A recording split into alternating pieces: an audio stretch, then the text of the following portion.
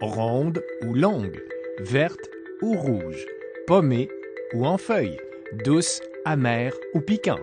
Chacune contribue à la salade par sa saveur et son croquant. Sur le marché maintenant, on trouve vraiment une variété de laitues impressionnante. Oui, autant entière que déjà des mesclins toutes faites aussi. C'est ça. Puis évidemment, si on n'est pas trop aventureux, on va rester dans l'iceberg ou la Boston. Oui, mais moi, l'iceberg, j'ai vraiment un coup de cœur pour l'iceberg. On a la fameuse la roquette, qu'on voit aussi quand même assez souvent oui, beaucoup. sur les pizzas, dans les salades. Qu'est-ce que ça goûte, la roquette? Comment on peut amer. Beaucoup d'amertume, ouais. Noisette aussi, un Noisette peu. Un petit peu piquant, peut-être, ouais. Puis, on a la fameuse endive et le radicchio. Ça, c'est si on aime l'amertume, on va dans cette famille. Là, on est dedans, complètement dedans. Je vais couper ma iceberg. Première proposition d'Isabelle. Une laitue iceberg avec raisin et pacane, croûtons de pain noir, radis et oignons. J'ai fait une vinaigrette maison au lait de beurre. J'ai pris du babeur, du yogourt 10%. On n'y va pas en bas de ça. On peut remplacer aussi par la crème sûre, du jus de citron, un peu de miel, sel, poivre, puis des oignons verts. Tout simple. Il y en a qui mettent beaucoup de vinaigrette, ça l'alourdit la salade, mais c'est juste pour la puncher, si je peux dire, qu'on met de la vinaigrette. C'est pas, on veut pas l'enrober, puis l'alourdir, puis goûter juste ça. Là, on veut laisser la place au laitue aussi. Ça, on s'en va dans le bol. C'est du beau touillage. C'est du beau touillage. Absolument, oui. Le Québec produit 100 000 tonnes de laitue par année. Que ce soit dans les sandwichs, en entrée ou en entremets, on en mangerait près de 10 kilos chacun. La vinaigrette avec le babeur, un petit côté acidulé. Oui, c'est ça, un goût aigre. Aigre. Qui est bien aussi avec l'iceberg, qui est un petit peu sucré. C'est bon, l'iceberg. Ben oui, c'est bon. C'est croquant, c'est juteux. Oui. Que de choix! Romaine ou Boston, mâche ou chicorée, feuilles de chêne, épinards et roquettes, jusqu'à la magnifique Salanova, dont c'était la première récolte de l'année le 1er juin dernier dans les terres noires de Sherrington.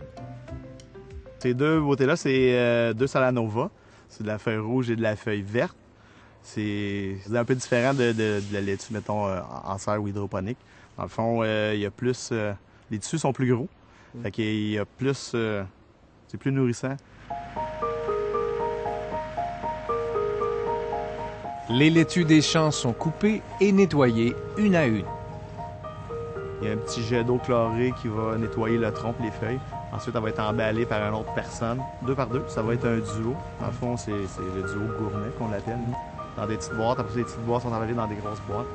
C'est mis sur des palettes. Après ça, j'ai un lift au champ qui prend la palette, qui la met dans une remorque. La remorque, ensuite, va la livrer à l'usine où on va la refroidir. Les produits en plein champ, les cellules sont un petit peu plus robustes, sont moins gorgées d'eau. Le soleil aussi, avec la photosynthèse, fait en sorte qu'ils se tiennent mieux, finalement, la durée de vie est meilleure. Comme la Salanova pousse en pleine terre, elle doit être relavée à la maison. On va faire notre mesclun maison avec la belle Salanova, des endives, le radicchio pour un peu d'amertume, puis on va s'amuser aussi avec les pousses de tournesol. Mélange varié de jeunes feuilles, les mesclins ont été mis de l'avant par les chefs il y a plusieurs années. On les trouve maintenant partout en épicerie. On est prêt pour récolter cet épinard-là entre aujourd'hui et demain. C'est la fenêtre de récolte. Dans les laitues à croissance rapide ou les épinards, on a une fenêtre de récolte assez restreinte, d'1 à 2 journées. VegPro International est le plus gros producteur de légumes frais au Canada. Donc, on fait une bébé kale, si on veut, une feuille qui est plus tendre un petit peu qu'une kale mature. Sinon, les feuilles avec un beau petit look, des beaux rouges éclatants avec des laitues vertes sont aussi très populaires pour le mélange de mesclun. Grâce aux nouvelles techniques d'emballage pour la conservation, il est facile d'en garder à la maison. La barquette, d'après moi, va bien dans un frigidaire, le produit se garde longtemps. Puis c'est un marché qui est en croissance, 10 à 15 par année. De ce temps-ci, on sort environ 1 200 000, 1 500 000 barquettes par semaine. La saison est courte au Québec, mais il faut remplir des barquettes toute l'année. On a nos propres terres l'hiver en Floride, donc on importe nos propres produits.